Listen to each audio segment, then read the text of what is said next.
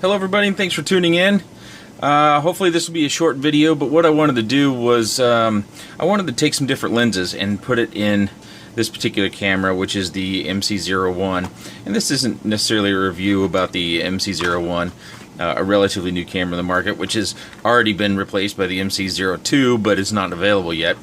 I guess some things about this camera that you might want to be aware of is naked like this, it comes in about 7.4 grams.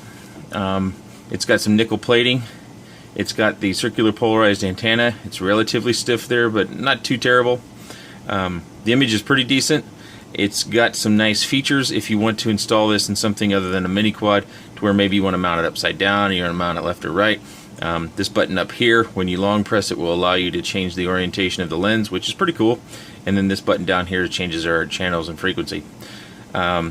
Actually, you should probably go, if you're interested in this camera, you should probably go and watch Albert Kim's review video of it. I think he posted that a day or two ago.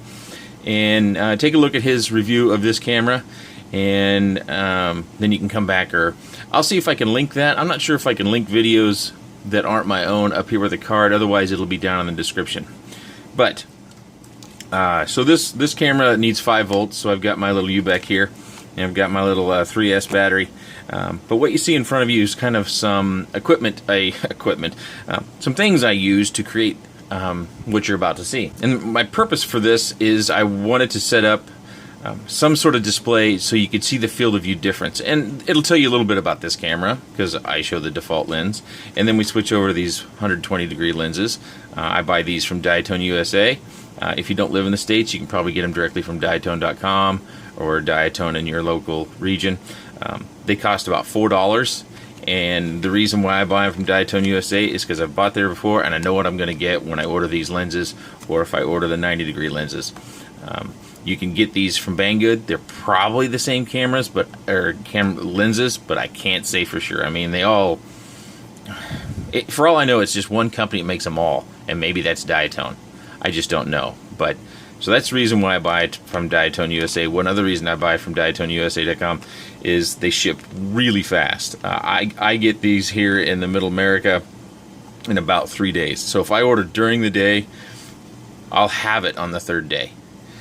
If I order at night, I'll have it on the 3rd day.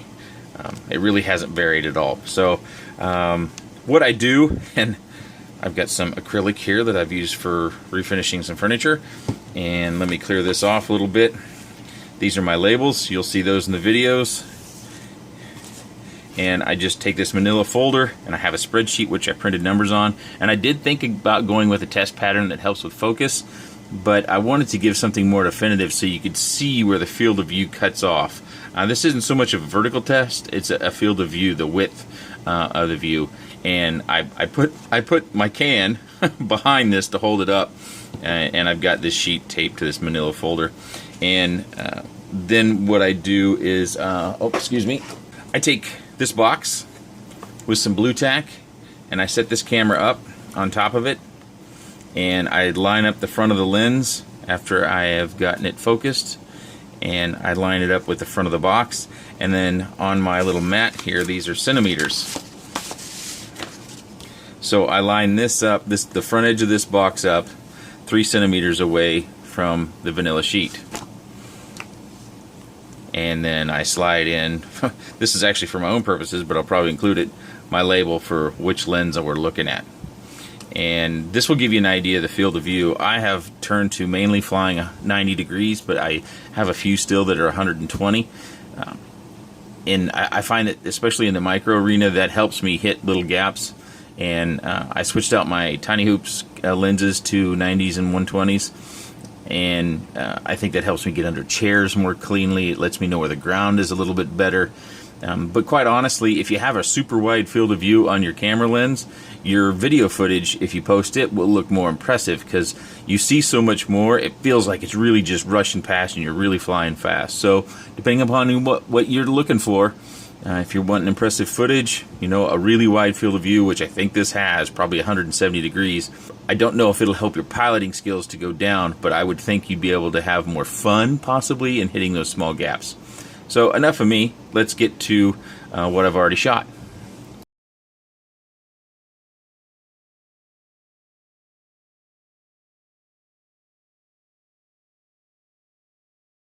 Hopefully that was helpful to some of you if you're looking to maybe dive into different field of views on your cameras. If you have any questions or comments, leave those in the section down below. And I've got a build that I was actually just taking break from, so look for that video posted here in the next few days.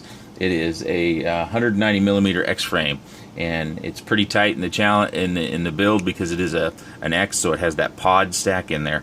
But I was taking a little break tonight from that and just wanted to put this video, especially now that I've seen